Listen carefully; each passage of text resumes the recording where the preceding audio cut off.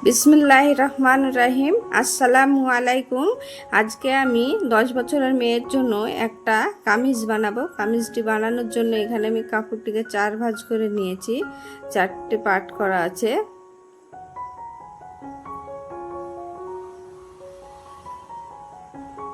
এখানে 4 পার্ট আছে। এবার আমি নিয়ে নেব লম্বার মাপ। লম্বার মাপ হচ্ছে 35 ইঞ্চি।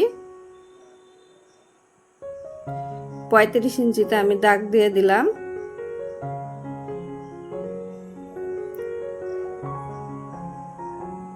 আর 2 ইঞ্চি নিব এক্সট্রা সেলাইয়ের জন্য। এখানে 2 ইঞ্চি সেলাইয়ের জন্য নিলাম, দিয়ে দাগটাকে মিলিয়ে নিলাম। নিচের ঘের হবে 12, 4 পার্ট করা আছে এটা। আর এখানে কাঁধ এবং গলার অংশ হবে 7 ইঞ্চি। বগলের মাপ হবে 7 ইঞ্চি। এখানে বুকের ছাতি হবে 8 হবে। এখানে আছে 32 ইঞ্চি ছাতি। এখানে পেটের কাছে 7 ইঞ্চিতে একটা দাগ দিলাম, আর কোমরের কাছেও এখানে 7 ইঞ্চিতে দাগ দিলাম। এবার দাগটাকে আমি মিলিয়ে নেব।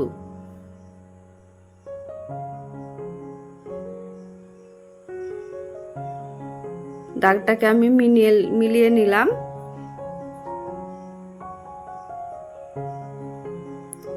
এবার কোমরের অংশ, এখানে বুকের ছাতির এখানে আমি 9 ইঞ্চিতে একটা দাগ দিলাম। এখানেও 9 ইঞ্চি হবে, আর 2 ইঞ্চি এক্সট্রা সেলাইয়ের জন্য। এখানেও 2 ইঞ্চি সেলাইয়ের জন্য। পেটের ওইখানে 8 ইঞ্চিতে দাগ দিয়েছি আমি। এক্সট্রা 2 ইঞ্চি করে নিলাম সেলাইয়ের জন্য। এবার এই দাগগুলো আমি মিলিয়ে নিব।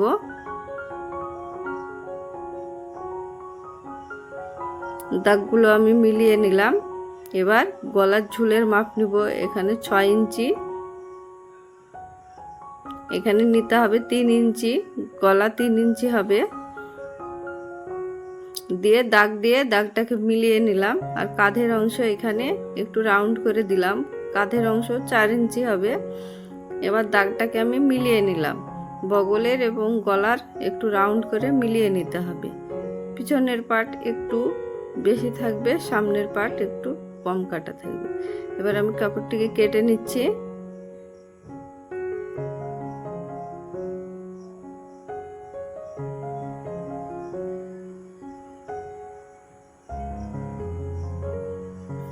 কাপড়টি আমার কাটা হয়ে গেছে। নিচে বাড়তি অংশ একটু ছিল, সেটাকেও আমি কেটে নিলাম। এখানে আমি হাতার জন্য কাপড় কেটে নেব। এখানে 4 পার্ট করা আছে। লম্বার মাপ 18 ইঞ্চি, চওড়ার মাপ 10 ইঞ্চি। এখানে আমি 4 ইঞ্চি বরাবর একটা দাগ দিয়ে দেব।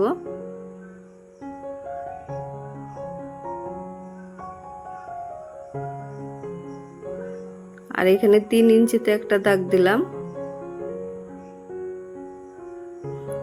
দিয়ে দাগটাকে মিলিয়ে নেব।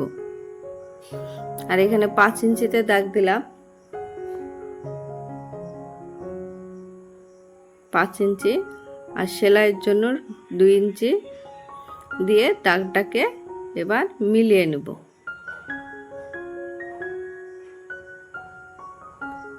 দাগটাকে আমি মিলিয়ে নিয়েছি।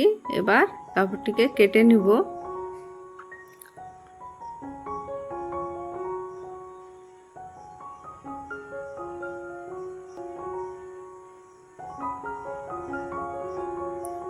হাতার কাপড়টি আমার কাটা হয়ে গেছে। এবার এখানে 2টো পার্ট আমি আলাদা করে নিলাম। নিয়ে এখানে পিছন পার্টে চেনের জন্য কেটে নিলাম। এখানে আমি চেন লাগিয়ে নেব। চেন লাগানো হয়ে গেছে আমার। এখানে গলার পট্টি কেটে নেব। গলার যে কাপড়টা বেরিয়েছিল সেই কাপড়টা এখানে বসিয়ে বাড়তি করে রেখে কাটতে হবে গলার পট্টিটা। গলার পট্টি যদি এভাবে কাটা যায় তাহলে পট্টিটা বসে থাকবে, ভালো উঁচু হয়ে থাকবে না। চেনটা আমার লাগানো হয়ে গেছে, এবার গলার পট্টিটা বসাতে হবে। দুটো পাট এক জায়গায় করে কাঁধের অংশ সেলাই করে নিলাম।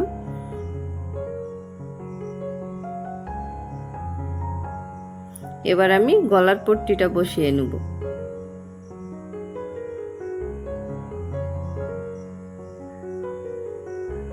গলার পট্টিগুলো আমি বসিয়ে নিচ্ছি।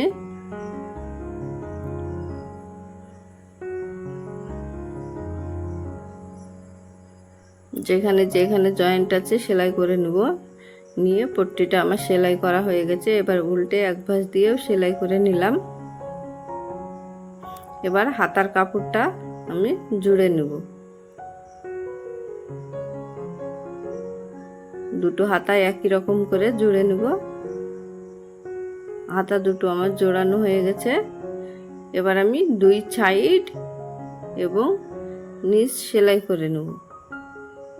দুই সাইড আমার সেলাই করা হয়ে গেছে।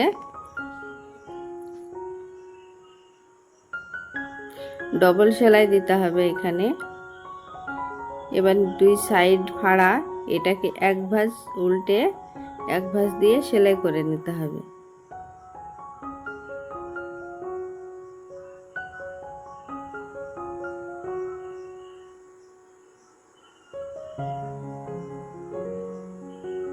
দুই সাইড একই রকম করে সেলাই করে নিয়েছি। সাইড ফাড়াটাও ঠিকঠাক করে সেলাই করে নিতে হবে। এবার নিচের সাইডও এক ভাঁজ করে উল্টে সেলাই করে নিতে হবে।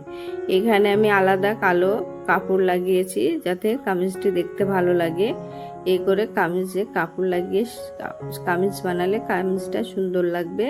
এর প্যান্টের কালারটা এরকম হয়েছে এই ছিটটা দিয়ে, তাই আমি এই প্যান্টের ছিট লাগিয়ে দিয়েছি।